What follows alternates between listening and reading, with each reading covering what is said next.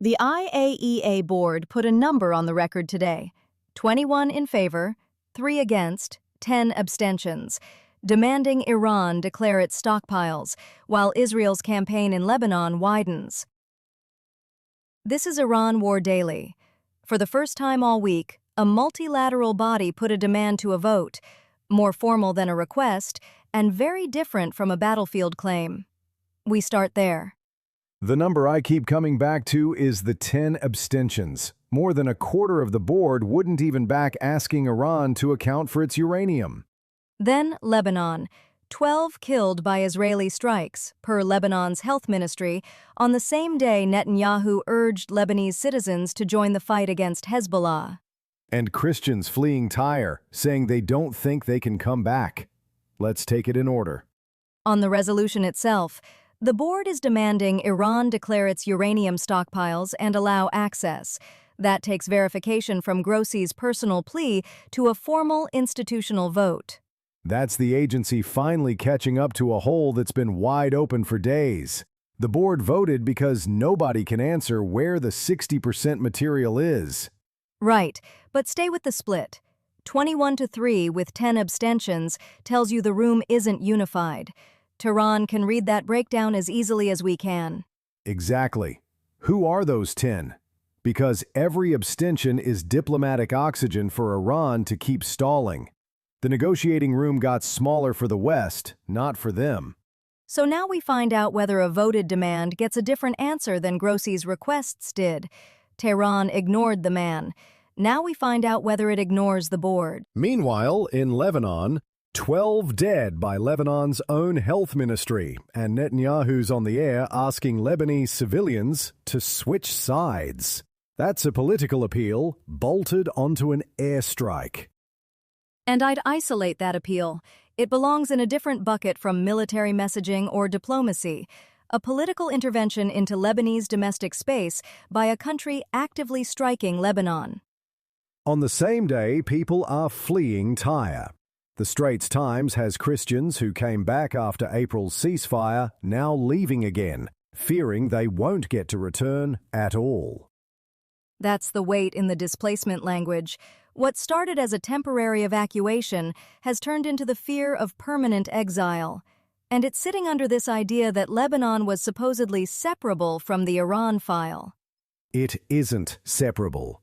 Lebanon was flagged as the breaking point, and now it's creating irreversible facts. Communities that won't exist there next year. The diplomacy moves one way, the ground moves the other. So we've got 3 clocks running at once today: the board in Vienna, the Qatari channel, and the strikes in southern Lebanon.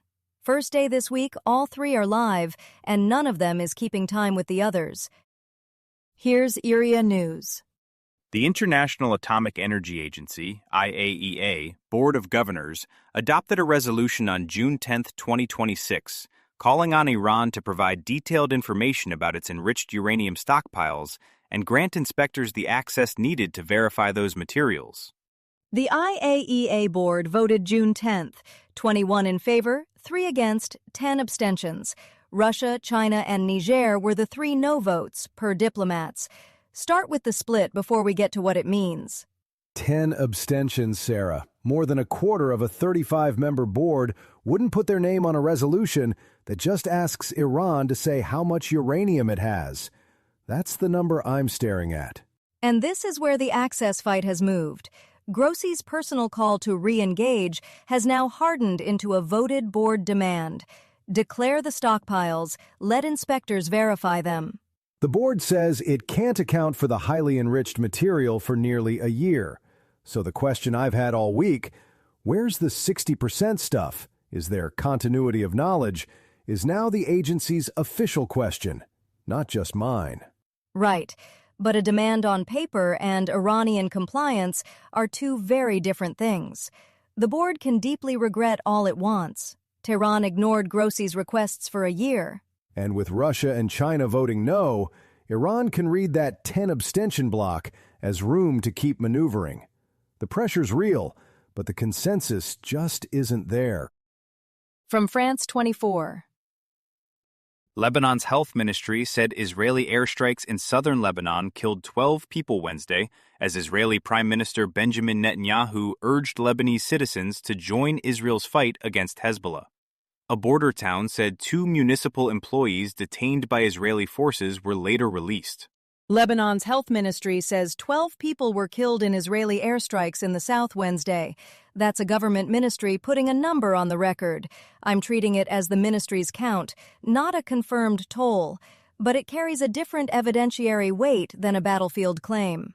12 dead under a so-called conditional truce that's barely a week old. Neither side ever honored the April ceasefire either. That's 2 negotiated pauses broken in a matter of weeks. And separate from the strikes, Netanyahu is publicly urging Lebanese citizens to join Israel's fight against Hezbollah. That's a direct appeal into the domestic politics of a country Israel is bombing, and it belongs in a different category from military claims or diplomacy. So you bomb the South, then ask the people you're bombing to enlist on your side. An influence operation stapled to an air campaign. Somebody's paying for both tracks, and it isn't moving anyone toward that Washington truce. There is one small de-escalatory detail. Kfar Shuba says 2 municipal employees Israel detained were released, hours after the army said it apprehended 2 people who approached its soldiers. 2 men home by nightfall, 12 who aren't. I'll take the release, but don't let it round the day off as progress. The Straits Times writes, After a ceasefire was announced between Lebanese armed group Hezbollah and Israel in April, Dareen Al-Juni Safadi thought the worst was behind her and returned home to the Christian quarter of southern Lebanon's port city of Tyre. Here's what guts me. Dareen Safadi came back to Tyre after the April ceasefire, told herself, "That's it, we're back." And 3 weeks later, she's running north again. At that point, evacuation starts to feel permanent. People no longer believe they have a home to return to. And the specific detail that matters here, previous Israeli evacuation orders in Tyre had excluded the Christian quarter.